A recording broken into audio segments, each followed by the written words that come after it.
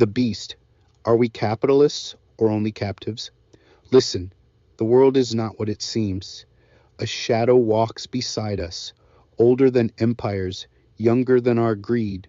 John Perkins called it systematic injustice, a machinery of inhuman design, but I name it captivism, the empire that feeds on the living and crowns itself capitalism. It rose with enlightenment, a phantom blooming behind philosophy, behind scripture, behind whispered oaths in hidden halls. It rode the backs of politics, wrapped itself in the white robes of science, and armed itself with glittering technology. It is predator of humankind, exterminator of beasts, butcher of forests, miner of the earth's bones, poisoner of food, corrupter of water, a master of masks. It has starved nations, spread plagues, scattered peoples from ancestral soil. It has colonized, enslaved, and numbed the human spirit. A wild creature calls itself world order, but I know it as world disorder. Scripture names it the end of days. Scholars call it the architecture of power. Kennedy saw a machine, military, diplomatic, economic, scientific, an iron engine turning without mercy. It is a tree whose green leaves invite birds, yet whose dry leaves release fumes that scar the sky. Its branches shift with season and climate, and only rarely does it bloom with fragrance. In arrogance toward the divine, it seeks to outwit God. Unlike storms or earthquakes, its reach invades even untouched corners of creation. Malaria, AIDS, Ebola, COVID-19, poverty, starvation, weapons that unmake cities. These are its emissaries. It trades in human organs, harvesting the poor to prolong the wealthy. Its gospel is propaganda, its sacraments harmful cures, its commerce epidemics, its diplomacy war. Insurance pays for the bodies it destroys. The morgue becomes a profitable cathedral. Since ancient days, it has hunted prophets. Kennedy, one of its boldest challengers, fell, and with him fell many secrets. Coups, crashes, wars, explosions in the night. It sacrifices any soul that blocks its path.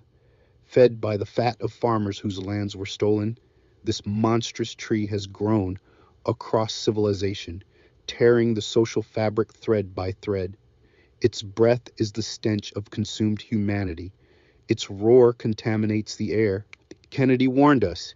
Its power spreads through infiltration, not invasion, subversion, not elections, intimidation, not choice, guerrillas by night, not armies by day.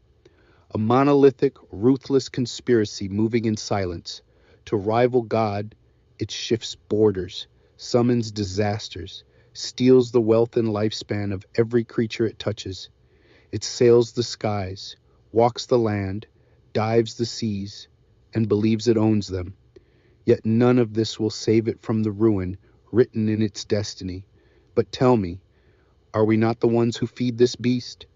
In our applause for violent men, our fascination with brutality, our consumption of indecency, our coldness toward peace, we lend it breath, hands, souls.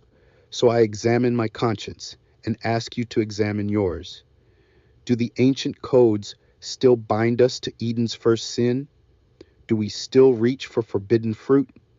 Kennedy called it a police state, a peril to freedom, where iron fists crush dissent and the self-discipline of the free fails to match the weight of their responsibilities.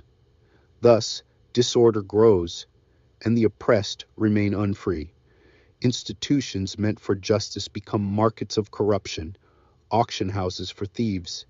The world competes to divide the spoils of robbery, marching toward a man-made Armageddon. Kennedy believed the cure lay in listening to the poor, building a world where the weak are protected and the strong are just. He dreamed of a world order that would let us explore the stars, conquer deserts, eradicate disease, plumb the oceans, elevate art and commerce. He called for a grand alliance, north, south, east, west, to secure a fruitful life for all humankind. He urged us, ask not what America will do for you, but what we can do together for freedom, for our common enemies are tyranny, poverty, disease, and war itself. True world order is not balance of power, but a world of law, where the powerful are just, the weak secure, and peace preserved.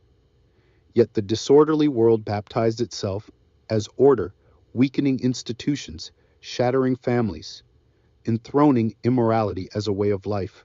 Charlie Chaplin warned us, greed has poisoned men's souls, barricaded the world with hate. Goose stepped us into misery and bloodshed. To resist disorder, we must refuse to surrender to machine men with machine hearts.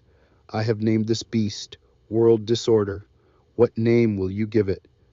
I pray all creatures, present and future, find courage to change its course and build true world order in this global age. If your answer comes in my lifetime, I will continue this work. If it comes after my death, let those who remain be heroes and steady the world. I petition for world order, not world disorder, and